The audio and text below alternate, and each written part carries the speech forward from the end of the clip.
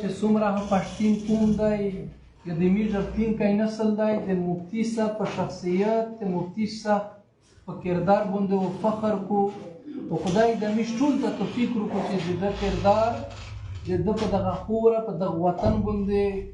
څومره هم مزاحمت کړی دی همیش په صحیح معنا باندې د ده په قدم لوټ شي هغه مزاحمت مې ژوندی وساتي نو سابو انشاءالله د میږ د مفتي صاحب اټکی ډېر درین دی خدای شته چې بیخي هغه سړی جرأت هم نشي کړلی په 3 بجې و د مفتي صاحب د شهادت جنازه په باغ نارنج کښې په پېښور کښې لمانځي نو ټول قوم ټول ولسینه په وخت ترتا کوشش وکړي د مخته له اعمال د تیارولو دپاره په جنازه نه بعد یوه فیصله کړي انشاءالله هغه فیصله و په شریکه ټول قوم کو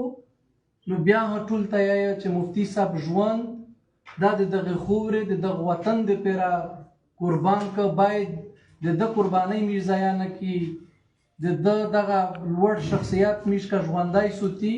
سابو جنازه کښې په جنازه کښې چې کومه فیصله کېږي پاو د میږ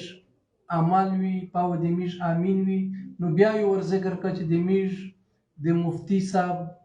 د شهادت د جنازې لمونځ په 3 بجې په باغ نارنج کښې کېږي نو ټول خلک کوشش وکړي چې په وخت راشي